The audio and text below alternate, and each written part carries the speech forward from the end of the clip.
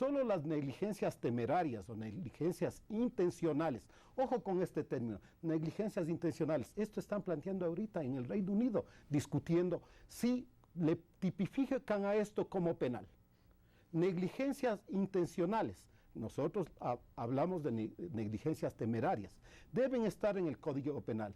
Las muertes o lesiones por impericia e imprudencia, entendiendo impericia actuar por debajo de los estándares de la profesión, profesionales no calificados, y negligencia falta de deber de cuidado u omisión, eso debe estar en responsabilidad civil o administrativa.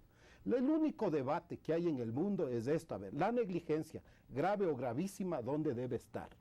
En el Código Penal, en los procesos penales que implican prisión o en los civiles. No decimos que no se castiguen los errores médicos, no decimos que la impericia y la imprudencia no se castiguen, que se castiga como se castiga en todo el mundo. Lleva reentrenamiento y lleva inhabilitación profesional, suspensión por ejemplo. Permítame poner el siguiente ejemplo para que todos entendamos y me voy a basar de lo que decía Edmundo Esteves. Es decir, Edmundo nos decía no debemos hablar de mala práctica, debemos hablar de errores sanitarios. Hasta ahí estamos correctos, Edmundo, ¿verdad? Es decir, pero ese error que suena a un acto no voluntario, porque error sanitario suena a un acto no voluntario, puede presentarse también de un acto doloso. Es decir, intencionalmente puedo afectar la vida de un paciente o a su vez por meterme a atender a alguien a sabiendas que no estoy preparado, y vamos a ver eso un caso más adelante, afecto la vida de ese paciente. En ese sentido, la presidencia de la Federación Ecuatoriana de Médicos sugiere excluir la sanción penal de esta tipificación. Bueno, nosotros, vuelvo a repetir, hemos hecho una nueva revisión después de las conversaciones y presentaciones que hemos tenido. Hemos recogido muchas de los discursos que han hecho los señores legislativos y basados en experiencias internacionales, en evidencias científicas internacionales, planteamos que las negligencias temerarias o negligencias intencionales, porque operar sin saber hacerlo bien, o sin saberlo, es una negligencia intencional. ¿Y qué tipo de sanción debería tener? Esa estamos de acuerdo que esté en lo penal. Lo que no estamos de acuerdo es que todo tipo de impericia e imprudencia de cualquier nivel, ¿sí?, sea leve, moderado, grave, esté en el Código Penal. Debe ser cautos. Ya vamos en el análisis de la mesa de pulso político entonces a establecer todas estas tipologías y diferencias que usted, señor presidente de la Federación Ecuatoriana de Médicos, ha mencionado. Pero voy a Patricia Cárdenas, abogada y madre de un niño que fue víctima, y voy a contarle, de una supuesta mala práctica médica. En ese sentido, tengo entendido, Patricia, que su hijo fue para que le cojan un punto en la nariz y falleció por un punto en la nariz. Eso suena inverosímil, pero bueno, en todo caso, la pregunta es la siguiente. ¿Usted cree, Patricia, que se está tipificando la mala práctica médica dentro del Código Orgánico Penal al amparo de las emociones de familias que han sido víctimas, o que realmente se está legislando con la orientación a proteger a los ciudadanos y fortalecer las ciencias médicas y de gestión en el Ecuador?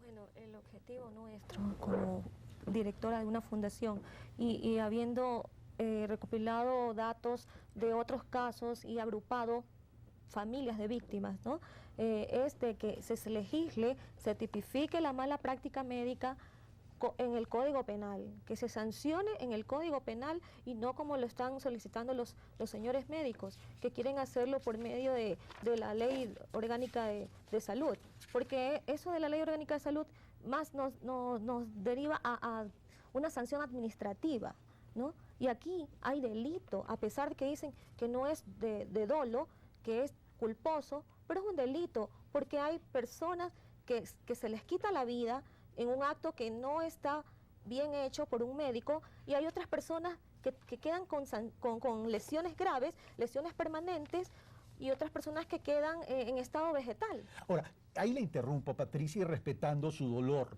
He escuchado en algunas intervenciones de médicos y también de quienes están aupando el tema de la tipificación, que han dicho, y parto de eso, han dicho, ningún médico, ningún profesional de la medicina entra a atender a un paciente con la intención de hacer daño o la intención de asesinar. Eso es evidente, o de quitarle la vida. Eso es evidente. Si es así, ¿Por qué entonces tipificar esto dentro de un código orgánico penal y no más bien sancionarlo desde el punto de vista técnico-administrativo inherente al tema de su licencia para poder operar?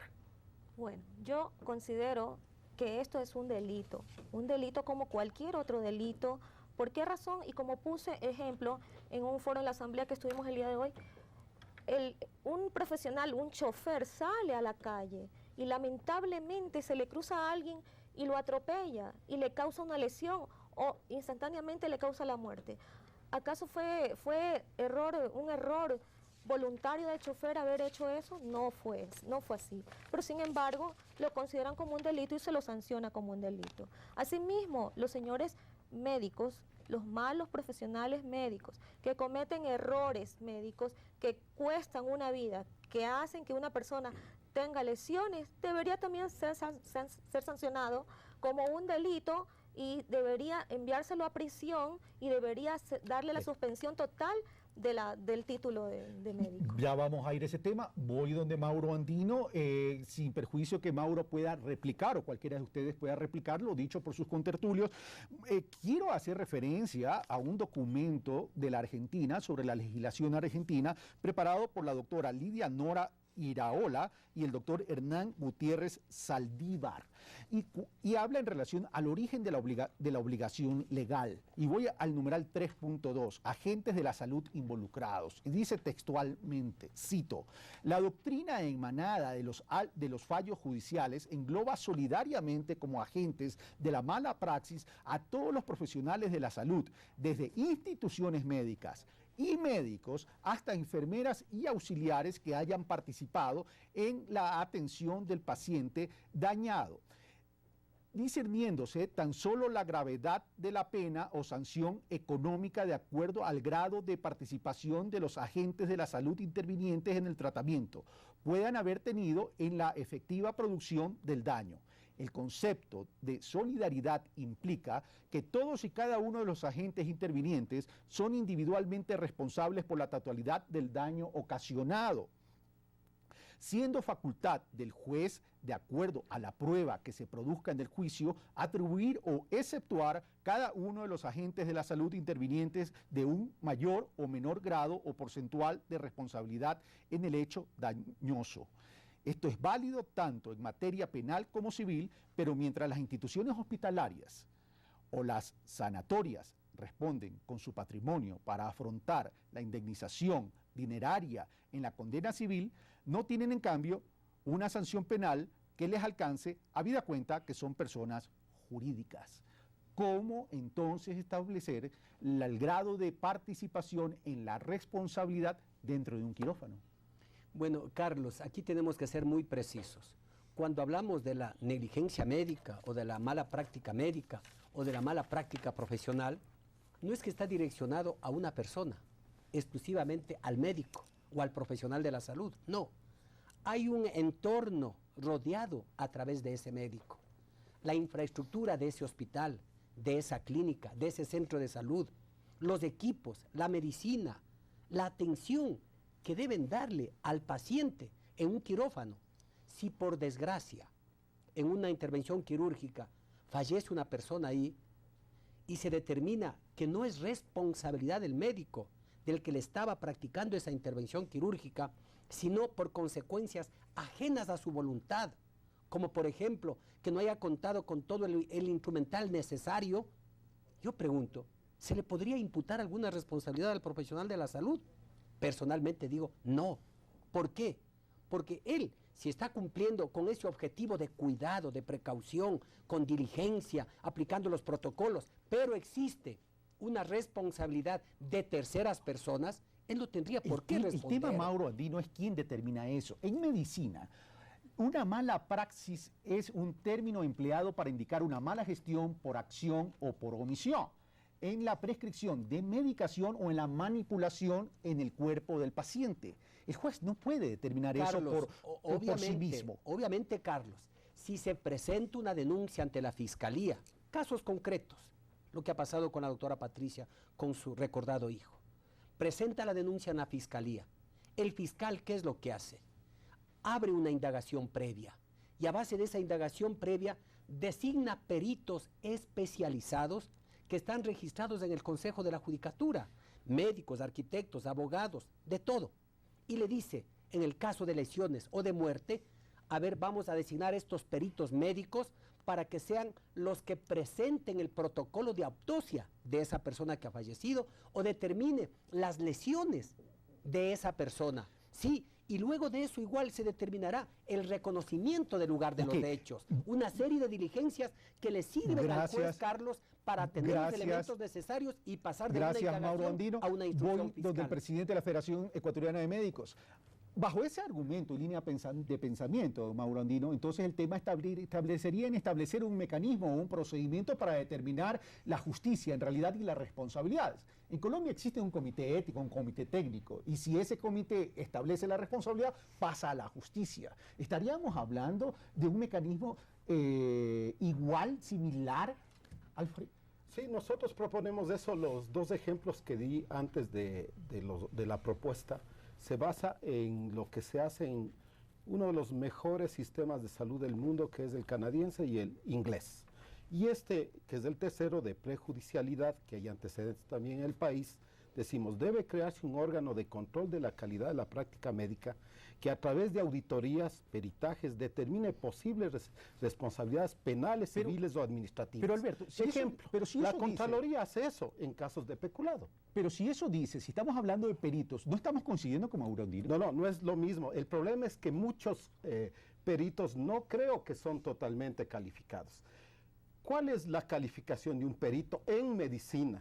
No necesariamente debe ser médico, puede ser de otra profesión, pero debe recibir una formación, porque como dijo Edmundo, la medicina no es una ciencia exacta, se actúa con probabilidades. Entonces no es tan fácil juzgar o definir, sobre todo cuando diferenciar entre lo que es culpa y lo que es responsabilidad, que no es culpa, hechos fortuitos.